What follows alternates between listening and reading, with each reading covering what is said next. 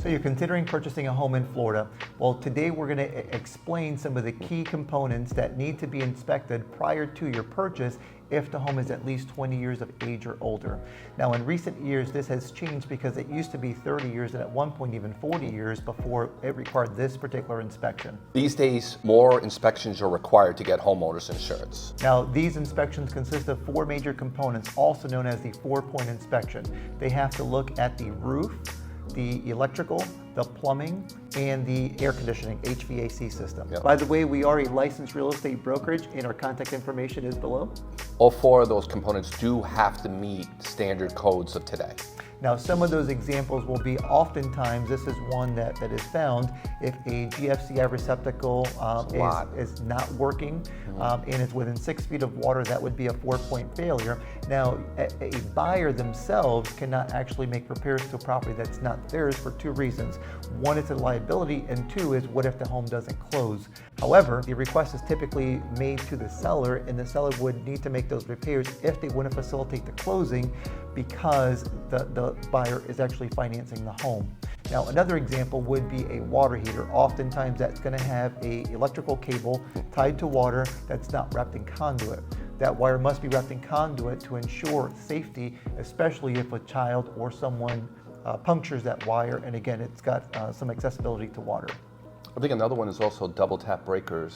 Oh, that's a very good point. And the only way, obviously, to find out if there's a double tap breaker is to hire an inspector, someone that will look and make sure that everything is to code and in good condition.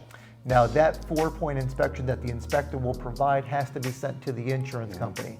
That inspection is generally not sent to a lender, nor is your general home inspection sent to a lender.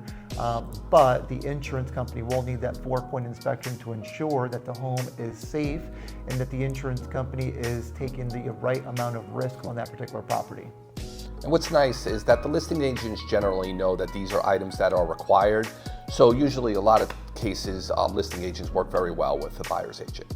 And another major situation that's occurring now because of all the hail damage claims is the roof. So generally, if a roof is pretty close to 20 years of age, an insurance company may not necessarily want to insure it just because they run the risk of having a claim filed to get that roof replaced. When it pertains to plumbing, one of the, especially homes built in the 90s to the early 2000s, polybutylene pipes were a big issue. Those pipes are problematic because they can leak, and then of course it's a big risk for the insurance company replacing not only the plumbing, the drywall, the flooring, the walls, etc. Yeah, and don't forget, Hector, cast iron pipes. That's another one. Yeah, cast iron pipes are big because those tend to rot over time. Yeah. So normally now you'll see more of either the copper or the PVC pipes, which tend to be a little bit more durable. Hector, if you notice when they do the inspection, sometimes they have the PCV pipes on the top and then they may have the cast iron pipes below. So doesn't some inspectors use the camera to kind of go through the PCV pipe to see if there's any cast iron pipes? It's never a bad idea to get a sewer cam in there just to make sure that the pipes aren't rotted below because that could cause some major issues in the future, and again, an insurance claim. So you just want to try to prevent some of those things from happening if you know up front, or you can negotiate. Yeah. I mean, it's always best to take your inspector's idea. If he feels it's not a problem, then obviously I wouldn't get into it. But if he suspects something, it's not a bad idea to go to be safe. Yeah, and I had a situation recently where the water sewer pipe for the washer had a pipe that was actually attached and went below the home, but the pipe actually ended and never tied into the sewer line, so that was about a $7,000 repair. And the final item is the HVAC or air conditioning heating system. One thing that I do notice is that, especially when the inspector performs an inspection on the HVAC, is the differential difference. Hector, can you explain a little bit more about the differential? So the typical range is between the air that goes in versus the air that comes out, between 15 to 22 degrees.